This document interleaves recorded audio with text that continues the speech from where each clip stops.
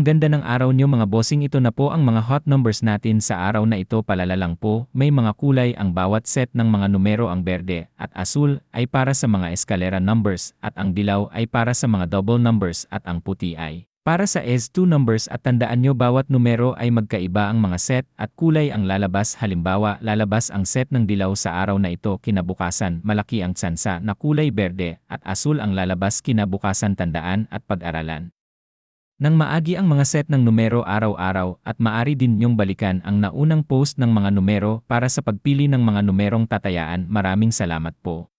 Ang ganda ng araw niyo mga bossing, ito na po ang mga hot numbers natin sa araw na ito. Palala lang po, may mga kulay ang bawat set ng mga numero. Ang berde at asul ay para sa mga eskalera numbers at ang dilaw ay para sa mga double numbers at ang puti ay para sa S2 numbers. At tandaan nyo, bawat numero ay magkaiba ang mga set at kulay ang lalabas. Halimbawa, lalabas ang set ng dilaw sa araw na ito, kinabukasan malaki ang tsansa na kulay berde at asul ang lalabas kinabukasan. Tandaan at pag-aralan nang maagi ang mga set ng numero araw-araw at maaari din niyong balikan ang naunang post ng mga numero para sa pagpili ng mga numerong tatayaan. Maraming salamat po.